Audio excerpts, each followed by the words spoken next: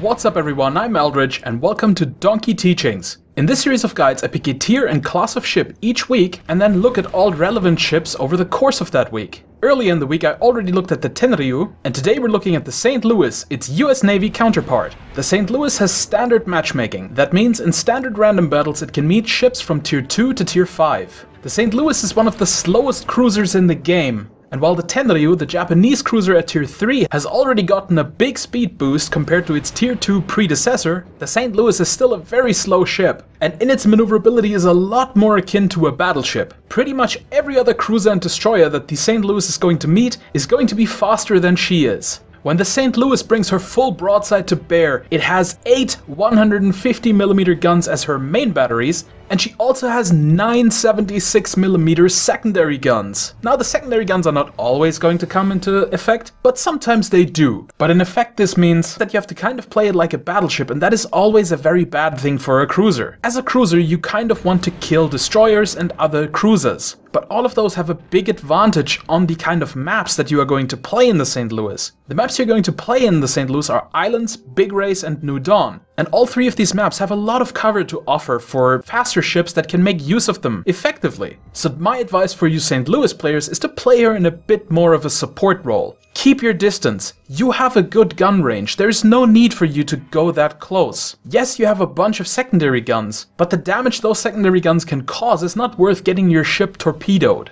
Stay back, don't be afraid to hide behind ships on your team. You don't need to be the hero. In fact, staying behind your teammates and letting them take a little bit of the heat is going to make you the hero in the St. Louis. Your strength being your incredible gun loadout means that if you can keep those guns hot, if you can keep them firing, then you are going to do so much damage that your team can't help but win. And you can't do that if you're on fire and sinking. And whatever you do, absolutely stay away from the destroyer playgrounds. All three of the maps that you're going to play on have areas that are generally infested with destroyers. You have the center area on Islands, the Pocket or Bay of Doom on Big Race, and the center atoll on New Dawn. Don't get too close to these areas or the islands that surround them. And if you do have to pass one of the islands surrounding these areas, be prepared to steer in so you can dodge those torpedoes. Now before we look in detail at how to do all of these things in the replay, let's take a look at some more technicalities. First off, ammo choices. The ammo choices for the St. Louis are pretty much exactly the same as they are for the Tenryu. Use AP when you have the flank of one of the cruisers. If the cruisers are coming toward you or driving away from you, obviously fire HE at them because your chance of penetrating them with AP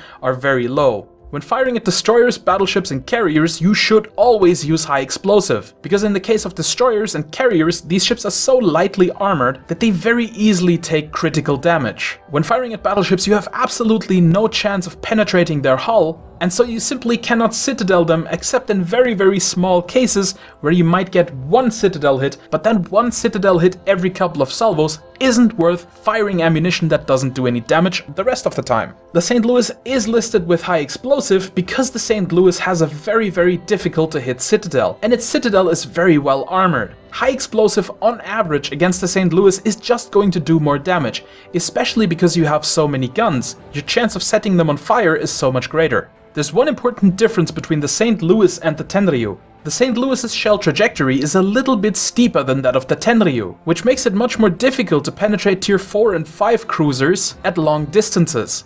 In effect, never be ashamed to fire HE ammunition. Figuring out exactly where to shoot enemy ships and how much lead to give them is an acquired skill and probably the biggest difficulty for a new player. Always remember, dealing some damage is better than dealing no damage.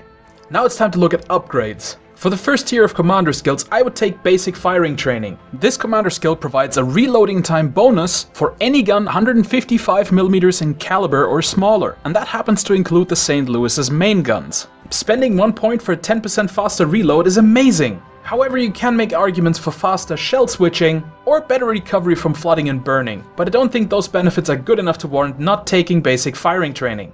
In the second tier you want fire prevention. It is the single best skill on this tier. The turrets on the St. Louis turn pretty well by default, so getting expert marksman really isn't going to do all that much for you.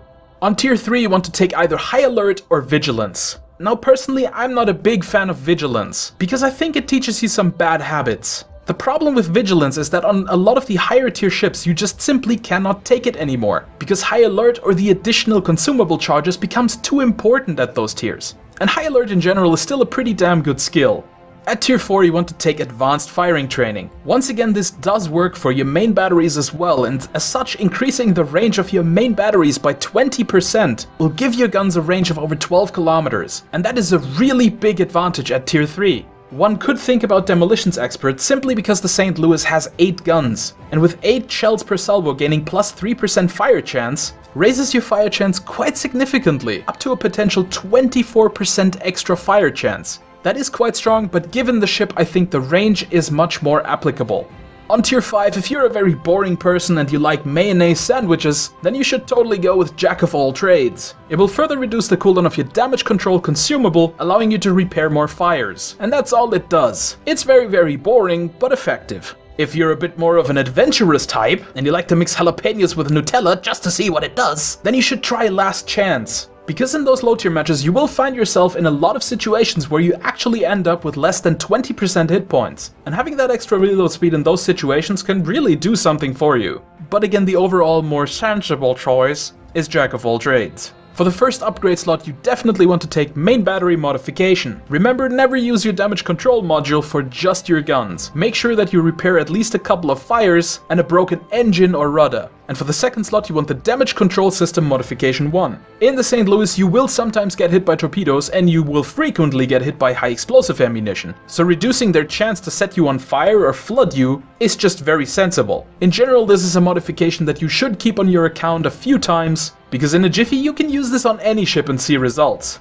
Alright, and lastly we're going to take a look at the Citadel Hit Zones on the St. Louis. Now I would like to say that I am not 100% sure about these Citadel Hit Zones. Reason being, I barely ever get any Citadel hits on the St. Louis. I do know that there are tiny magazine hit zones behind those double turret setups, but they are in the middle of the ship and slightly harder to hit. But I did once get a detonation against the St. Louis when firing there, so I know they are there. With the actual Citadel hit zone itself, it is mostly below the waterline. It peaks up only very slightly, and from having seen schematics, I know that in the St. Louis there is a dedicated sheet of armor that is even sloped, which actually makes it much more difficult to penetrate close up than it is to penetrate it from range, because your angle from range will be higher and thus negate a lot more of that armor. But it is still going to be very difficult to penetrate this citadel with anything other than a battleship. And that's why I told you should generally fire at St. Louis's with high explosive. Finding the citadel on this ship is like finding a needle in a haystack, and while it is of course great to get citadel hits and feel all fancy, I'm a bit more of a pragmatic player and care about results.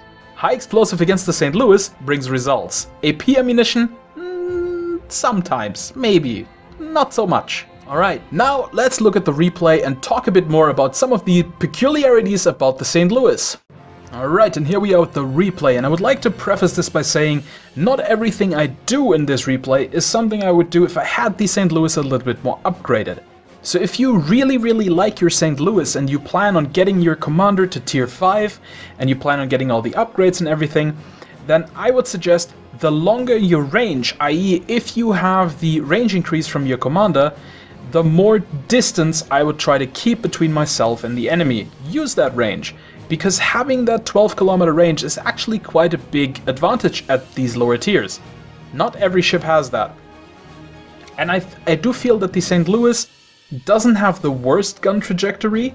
There are some other American ships that have much worse gun trajectory, and you can still make use of that range quite effectively with the St. Louis. However, if you don't have these range upgrades, something I like to do with the St. Louis on Big Race is to give support to whatever ships go into the pocket or Bay of Doom area in the beginning of the game. In this case, it was just one of our destroyers, and he has encountered a Kuma and a St. Louis, so he's definitely going to need a little bit of support, otherwise he's just going to die. The enemy carrier has sent his planes to our carrier, and they passed over me twice and nothing happened. Not a big surprise, to be honest. The plane, or the anti-aircraft guns I should say, on the St. Louis are terrible. You are never gonna get any kills with that, unless like luck.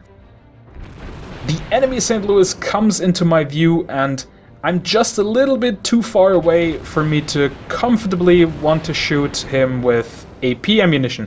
As you can see, all of my shots sort of arc and then fall onto him a little bit. And this is something that you have to get used to in American ships.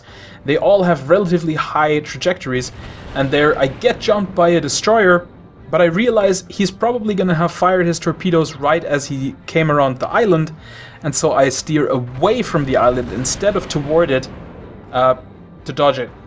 A very specific case, generally it's going to be better to steer toward the destroyer that's firing at you, because you have more control over dodging the torpedoes. But in this case, he was ambushing me around the island. I was pretty sure that they were already in the water, and had I steered toward them, they probably would have hit me. So it was the correct choice in that situation.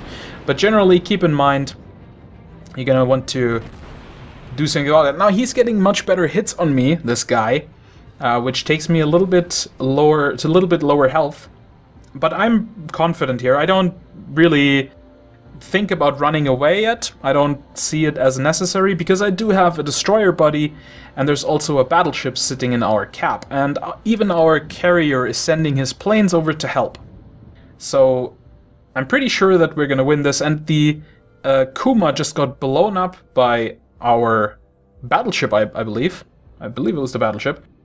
And so now it's just the St. Louis. And now you will see something that I didn't mention earlier. Earlier I said most of the time, in practically all situations, you want to fire high explosive at the St. Louis. You will see right here the situation where you don't.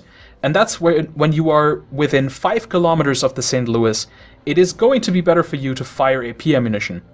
As you can see, the ship is so close that my entire salvo smacks right into the side armor. And if you can get a shot like this, it is going to be much easier for you to actually hit the side armor with the entire salvo than it is for you to hit the superstructure with your entire salvo.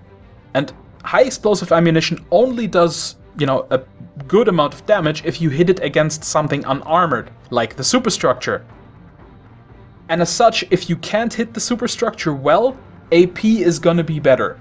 In this case, or generally in cases like this, AP is going to be the superior choice, because the shell trajectory is flat enough to hit your shells flush into his side armor. But generally, people who drive out of, island areas like that, giving their sides to St. Louis's and battleships, don't rely on that too much. That's why I say, high explosives is generally gonna be better.